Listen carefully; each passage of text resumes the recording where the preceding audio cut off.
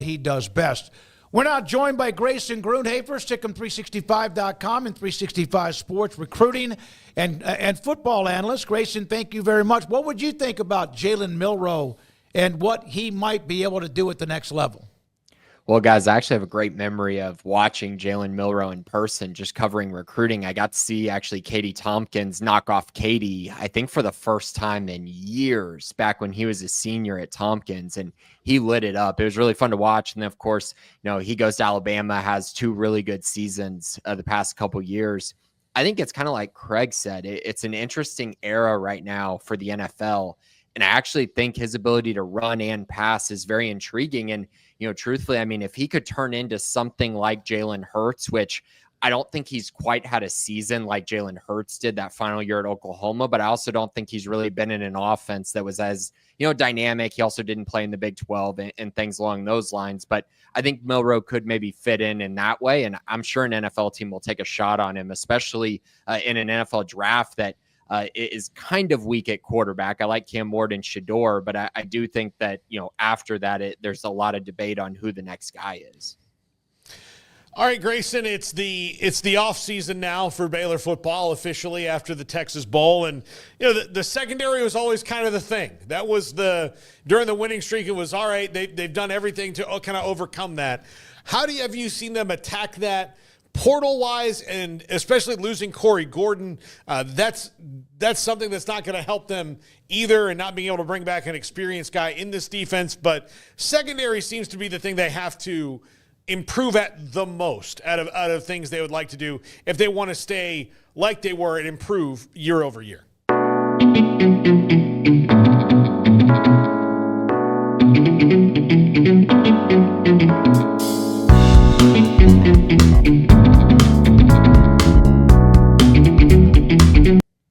I think when you're talking about this year's, team, I think that's definitely the right thing to say, that they have to improve in the secondary. And I fully agree with that if you're talking about this year's team, there's a lot of improvement that has to go on there. But obviously each year's a new year. And so you look around at kind of the roster and you see how many wide receivers they're losing. And it's kind of like, well, wait a minute, that might be another area that they're going to have to address. But you are right. When you look at the kind of the body of this season and you look at kind of how this season played out, when they faced really good passing offenses that could take advantage of the secondary, they absolutely did. And Baylor really struggled in that area. And I think, some of it was safety play.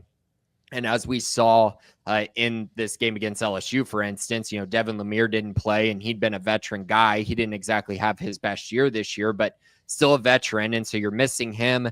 They had to move some guys around because Corey Gordon wasn't there. So you saw DJ Coleman move to star, which I think is pretty interesting. And then, of course, Carl Williams played more safety than he had played all year, high safety, that is. And so I'm curious kind of if those become permanent changes. I think I could see Carl Williams playing cornerback again after doing that his freshman year, because they need someone to kind of make up for the loss of Lorando Johnson. I think through the transfer portal, they're probably going to add a cornerback as well. As we saw, they just need some more veteran guys in that room. And if guys aren't having good days, you can bring someone else in and feel confident about what they're going to give you. They absolutely need that. Now, as far as safety goes, they've already attacked the transfer portal a little bit there. Adding Tyler Turner from Oregon, a guy who was a former four-star prospect, was, once upon a time a Baylor commit as well during his high school recruitment. He's coming back, and he's going to be a guy who I think sets up really well for them at the high safety position. He's athletic enough to do that. He could potentially play some star as well. He's just not the biggest. So you'd kind of be making up for some things when it comes to running the football and how you're going to address that. But as far as a coverage guy, he fits in fairly well there. And then you look over at Devin Turner, who they brought in from Northwestern. And I think he's one of the biggest additions they've made so far.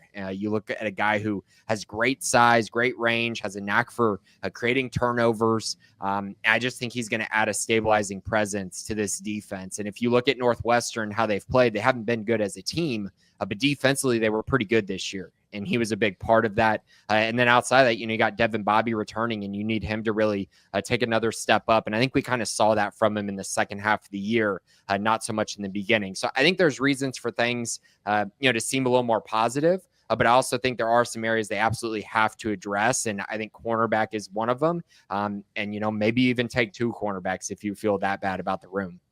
So, Grayson, I think going into this game, everybody felt pretty good that's followed the Bears about their opportunity to get a big win against a very good LSU team. And, I know they had some guys, especially in the O-line, that were out of this game, but it's not as though they were just depleted. Like, let's not make it more than what it is, but they were losing some guys, so that just made you feel better. The way that game starts, especially after the pick six, you're like, oh, man, they might be in, like, a lot of trouble. Like, they may be, like, outclassed talent-wise in this game. And then by the end of it, it's very clear that they missed a lot of opportunities in this game and that they did compete despite those mistakes, and they probably let a big chance get away from them to get a big win. So what were you left feeling coming out of this game? I think missed opportunity was kind of the theme, but just what were sort of your thoughts about what you saw versus what you expected and then what it all resulted in? I think the first thing is that Baylor's got to get better. I think there are areas that you can specifically look at and go, man, they need to improve this offseason. And, when you look at the secondary, that's one. I also feel like up front on the offense line, defensive line, I felt like they were good, but they weren't at the level that they had been during this winning streak. And I think part of that was the upgrade in talent that they were facing, especially LSU's defensive line. LSU's defense line actually held their own against Baylor in this game. Now you can point to the snap that went over Sora Robertson's head that was like a 30-yard loss. But I felt like in general, they did a pretty good job. And once you lost Bryson Washington, it made things a whole lot more difficult for Baylor up front. But I do think that's an area where you see this group kind of come together over the course of this season. I think you see them in the offseason take another big jump, but I would still add some talent there. And then you look at the defensive line. I felt like they were good, but again, it's one of those things where you're facing a offensive line that was kind of depleted a little bit, and not completely. Like, these guys are talented. Almost all of them were 4-star guys. They just weren't guys who had made massive contributions yet. And I think Baylor really felt the impact of Steve Linton specifically not playing because they were unable to get pressure on the quarterback at all. And so I think that's why you're seeing them really attack that edge position. They got to get better there because, Garmin Randolph had a really good game.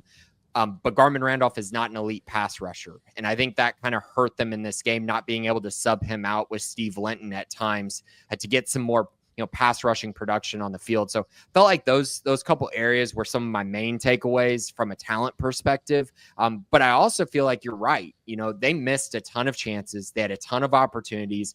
As Dave Aranda said, it didn't feel like they were ready for the moment, which it's kind of tough to say that. It's tough, I think, for Baylor fans to hear that they weren't ready for the moment. But I think it's also fair to just kind of, think about things and put it in perspective. I mean, this team was in the Armed Forces Bowl in 2022, and then they weren't in a bowl last year. So now they're facing a team that is really, really good, an LSU team that gives you an opportunity to really, kind of push through the ceiling a little bit and show who you are as a program. And they were unable to get it done, but it was for a variety of reasons. LSU did a lot of things right, but I just felt like, in general, Baylor did a lot of things to themselves that really cost them in this football game. Also the Ashton Hawkins touchdown, which, I know has been debated a lot, and you can't point to one play that changed the complete outcome of a game because you also got to look at the snap that went over Sora Robertson's head, the roughing the punter, play in which Josh Cameron returns it for a touchdown. I mean, there were just so many things in this game, 4th and 1s that Baylor just couldn't convert. There were a lot of things that went into it and it made you think Baylor's just a little bit away from being that kind of team that can actually win these type of games and potentially win the Big 12. And that's where the transfer portal and recruiting comes into play, which Baylor's been really productive so far this offseason, a top 35 recruiting class with multiple 4-star guys. And then you look over the transfer portal and they have a top 25 class right now there. So they're doing the things they need to get better. But that's kind of how I left it. This team needs to get better over the offseason. And if they take that step forward, I do think there's a chance this team has a really special season in 2025. I know that a lot of people get frustrated because of the way things are, and players opt out, those who might get drafted, those who might enter the transfer portal. But I got to tell you, and I was not able to ask Dave Aranda this in the postgame, the academics that got into play with players not being available. I can understand injuries, questionable, probable, out. But is that just where we are now? Who's to blame there besides obviously the student? What happens with that, Grayson? I mean, I think Baylor is a little bit stricter when it comes to academics and when it comes to, following rules in general. I think Baylor's done a good job of that. And unfortunately, you look at it and a lot of these guys were transfers and guys who only had 1 year left. And so it's like, how much did school matter towards the end of the semester? And that's unfortunate, but it's also the reality of things. And so, it was, when I got the alert and there were so many guys missing for academics, and then of course you got, Michael Trigg, I don't know, getting hurt in the lead up and then trying to give it a go in warmups and then just being unable to go. That was a tough loss as well for Baylor. But of course, you look at the LSU side and they had all these opt-outs and things like that. So I'm not going to put it all on that, but I do think it's one of those tough things to see for this team, and the academic side of it. Really difficult because Baylor's actually had some issues with that for some reason over the last year with multiple players. And so now you sit there and go, okay, is there a, what's the issue? What's the disconnect there? And so I think part of it is Baylor just being a little bit stricter. And I think, Baylor's going to adhere to the rules, and some schools don't do that. Grayson, if you do, based on what Aranda was facing, what he was facing entering the year ended a lot better than it did the year prior, and even 2 years ago, too, when they went 6-7 and went into a free fall. How would you grade, based on the pressure on him, whether there was that much or not, how would you grade how he finished this year if it was on a regular scale of A to F? I would give Aranda probably a B+ this year. And, I think you kind of got to look at it in a lot of different, aspects. But this guy decided that, in order for this program to have success, he needed to become the defense coordinator for this season. And we'll see if that continues. But I think that's huge of him, like to notice that, recognize that, say that's what he's going to do. Then to also just completely, change his stance on NIL and how much of an impact that has had throughout the culture of this program, because, you had to do that. You had to make that change. They weren't getting the quality of player that they needed to because of, him not wanting to embrace NIL. And he has said that on multiple occasions. And so now, those things took a lot for him to admit that it was basically all on him for the reasons why things weren't going the way they needed to. And then, you go through the season and this team lost multiple close games to start the season. But the one thing we've always talked about with Aranda is the locker room and the players love Aranda and they'll play for him.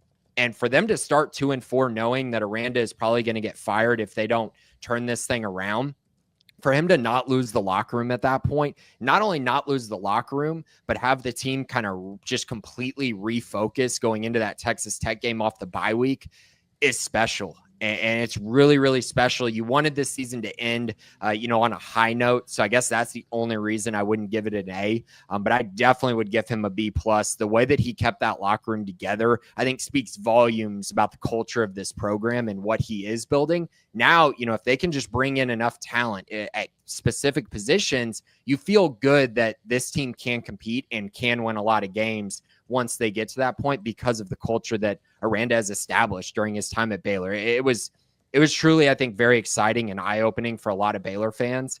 And I think, this was one of those things I think some of us saw, this team going to a bowl game this year, but the steps that they took forward towards the end of the season, I'm not sure anyone could have expected. And then you go into next season, you feel really good about the roster that they have, the guys they have coming back, and you found, a top 10 quarterback in college football with Sawyer Robertson. So I think there's a lot of reasons for positive momentum, but I think a big part of it is just simply the culture that Baylor has right now and the fact that these guys are bought in to Dave Aranda and this program. We will have you on again, if you don't mind, in the next week or two to look at the entire conference and who's coming back. You mentioned Sawyer at quarterback, and there's a ton of them who are back in the Big 12, which makes it what could be a fun and interesting 2025, as if the Big 12 is not always interesting with the craziness from one year to the next. Grayson, thank you.